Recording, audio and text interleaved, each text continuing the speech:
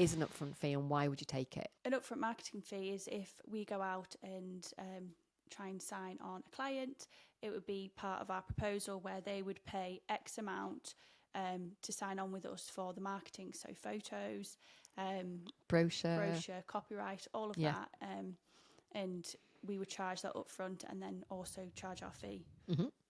Yeah, and there's lots of different ways you can do this, and the reason I was thinking about it at all was, apart from the fact that it's a general discussion at the moment because vals are so high and instructions are so high, not just for us but across the board. And somebody mentioned to me the other day that they have now started charging a marketing fee for every house that they take on, and they don't take it off the fee, and they call it a commitment fee, which I think is a very different way of describing that fee. And they charge anything from £250 to £750, dependent on how much they want the instruction, I'm assuming, or how big the house is. And actually, because they're selling about, or let's say 150 houses a year, that's actually a significant income. Yeah. To get £500 for each one of those or more, then that is, we're looking at £75,000 a year. Now, that would pay for an in-house photographer, an in-house copywriter, and a load of incidentals. Yeah. So it's a significant amount of money, isn't it? Yeah. And our marketing, can I say what we... Of course, yeah. So to put a home on the market, it costs us about £1,200 now, which is a huge cost. Mm-hmm. And they're not tied in at the minute, so they could walk away, and that's a cost that we haven't actually gained from if we don't sell their home. So... Mm-hmm. It is expensive. It is expensive.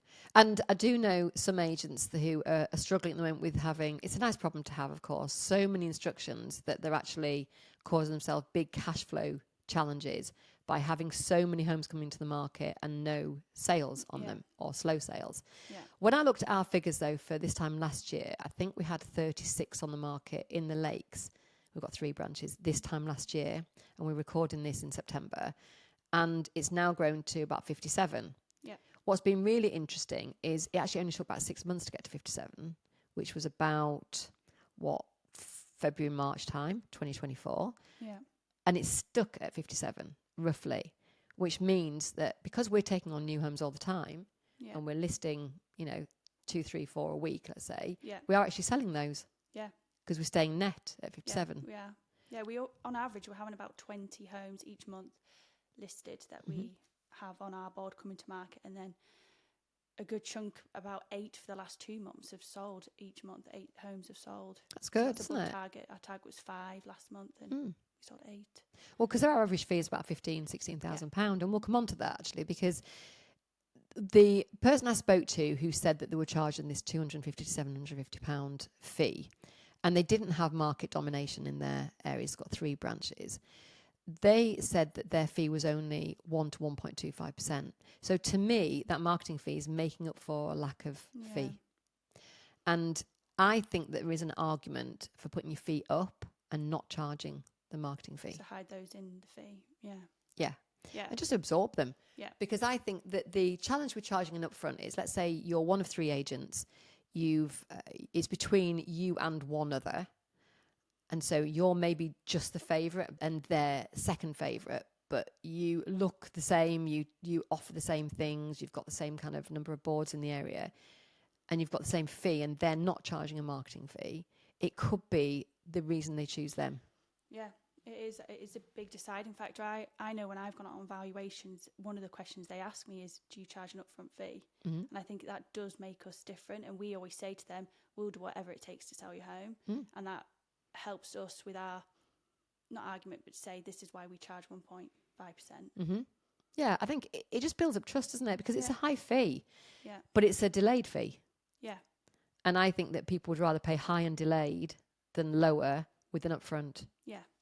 Because it's painful, isn't it? Yeah. And especially if you're a new agent or you're pitching to a £1 million home when you've never sold anything more than 300,000, or even a prime or super prime property where you've never been in that market before, you might be tempted to go, look, I'll only charge you 0.5%, but I need £1,000 for the marketing because you don't have the money. And actually investing in the marketing up front, whatever that takes, whether that means going cap in hand to the bank or putting it on your credit card or whatever you need to do, or even having some kind of delayed payment with your suppliers where you pay them more but delayed, that might be a better option for you. Yeah. So if you just look at just a very basic situation, and of course it won't be this simple, it never is, where you go to 3 valuations, each valuation is worth £10,000 fee, and you're converting at 66%. So you're going to convert 2 of those without an upfront fee, which is 20k. Now let's say you go to those 3 valuations and you only convert at a third, so you only convert 1 of those because you've taken a £500 upfront fee. So you've lost 1 on the upfront. Yeah. You're going to walk away with 10,500. Now, yes, of course, you may never sell them. So actually, you could convert all 3 of those vals with just your £500 up front, and actually you've got £1,500, but you've not got any sales. Or you might convert none of them, and you might not know why. Yeah. And it's very rare that a vendor or a prospective vendor will say to you, I didn't choose you because you charge an upfront fee. Because they've convinced themselves it's for a different reason, because they don't want to appear cheap. Because £500 in the grand scheme of things isn't very much. No. But it is a risk for them as well, isn't it, to find that money, and it may not work out to find that £500 beforehand. Mm-hmm. We know a lot of people who are asset rich but cash poor. Yeah. Some of these people living in big houses, it's costing them every penny to run all them. the money's tied into it. Yeah. Or maybe it was an inheritance property and they hoped they could hang on to it and haven't been able to, so they really feel stretched. So finding another £500 or more at that point is a lot of money to find, isn't it?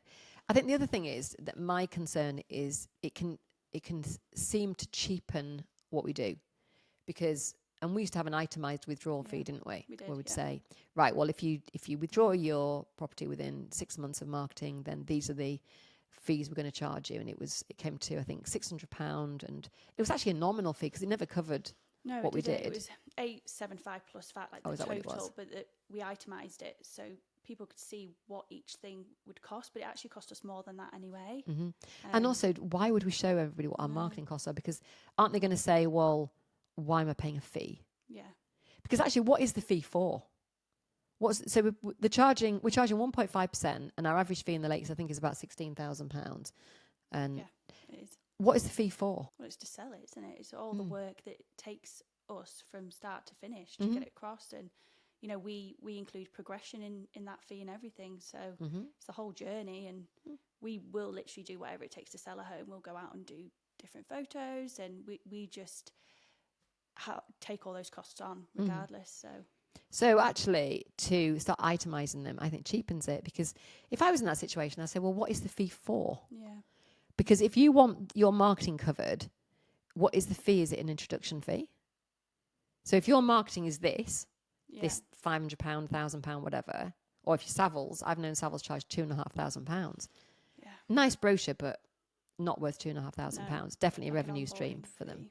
Yeah, an onboarding fee. That's another way of calling it, isn't it? Onboarding fee. Yeah. Or setup fee or something. We tried it though. This is not upfront cost, but with VIP. Do you remember after lockdown? So we started the VIP Buyers Club, which is an exclusive club where buyers are ready to go waiting for a home, and we send them exclusive pictures and stuff before it goes to the open market. And we had so much demand and not enough stock, and it worked really well. And then as things started to balance out a little bit, but still there was a lot of buyers waiting and not enough stock, we tried to charge a fee, and it just didn't work at all. No, we got a lot of pushback on it, didn't we? We really did, so and then we had to apologise. When you say we tried to charge a fee, somebody in this organisation who is currently on his way back from Disney decided that it was a good idea to charge, I think it was £100, was it? It was, yeah. And he got such... What he did, though, in fairness, he missed the boat. If he'd done it 6 months before... It would have worked. Yeah. And he would have got a little bit of cash to go to Disney next time. Yeah. But he chose the wrong moment where the market was just turning. Yeah. And in fairness to him, pulled it straight away. So he wrote to everybody and said, actually, we got that wrong. We're not going to charge for it. Yeah. So I think if you're looking for additional revenue streams, that might be one of the reasons that you want to charge this. There's probably better places to look for them, I think, than the marketing. I think as soon as you start splitting off the marketing and the fee, you're in dangerous territory, because somebody like me is going to ask you to justify that decision.